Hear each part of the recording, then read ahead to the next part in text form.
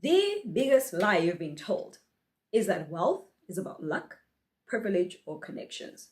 But rich people don't live in a different world, they live in a different mindset. They know something many miss. Your circumstances do not have to control your identity. They don't just see money, they see value, possibility, and opportunity everywhere. The poor mindset sees walls. The rich mindset sees windows. When rich people fail, they don't retreat, they adapt. When poor people fail, they personalize defeat. The difference isn't a bank balance, it's how they think about who they are and what they deserve. You can't build wealth if your mind is bankrupt. The master key to financial freedom isn't in your wallet, it's in your worldview. And I'm here to hand you that key. It's time to stop blaming scarcity and start rewriting your story. Rich people understand that wealth flows to value, not effort alone. Hard work is honorable, but it's not the root of riches. Many people grind endlessly, trading time for paychecks, never stopping to ask if what they are doing truly creates value. Rich thinkers are constantly asking, what problem am I solving? What need am I meeting? They position themselves as indispensable, not disposable. Poor mindsets focus on scarcity, hoarding every resource out of fear. Rich mindsets focus on abundance, creating value that attracts wealth naturally. You're not trapped by a current job or income. You are trapped by your thinking. When you shift from, I just need to work harder, to, I need to serve better, everything starts to change.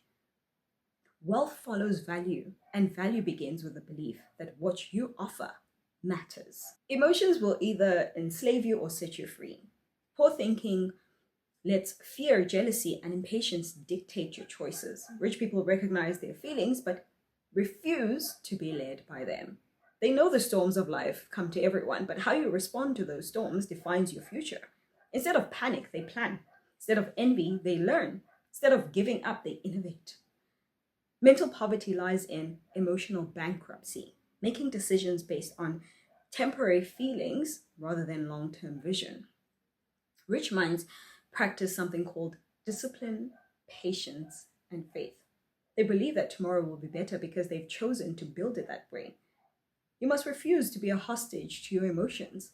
Your greatness waits on the other side of emotional mastery.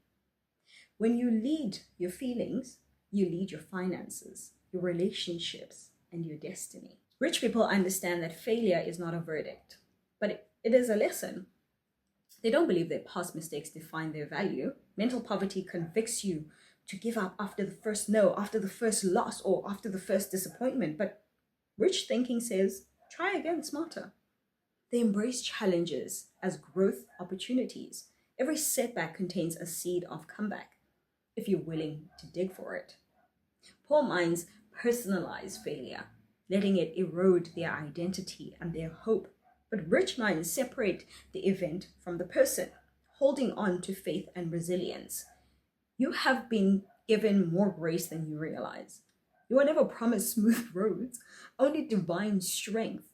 Your assignment is to get up every time you fall and to keep walking toward the destiny only you can fulfill. Stop letting fear make decisions for you. Begin to see setbacks as God's preparation for your breakthrough. At the heart of rich thinking is vision, the kind that sees beyond today, beyond yourself, beyond survival. Rich people invest not just for themselves, but for generations to come. They think in terms of legacy, stewardship, and impact. Poor minds focus on the next paycheck, the next bill, the next crisis. They live paycheck to paycheck because their thinking is paycheck to paycheck. True wealth is not money alone. It's dignity, purpose, and freedom. You are created to live in overflow, overflowing peace, overflowing generosity, overflowing identity. Rich thinking liberates you to live beyond limitation. It's time to stop chasing scraps and start building something that lasts. The same God who called you to life also called you to abundance. Think like the rich, not to hoard, but to bless, to build, and to break chains. Your mental liberation begins now, and with it, everything changes.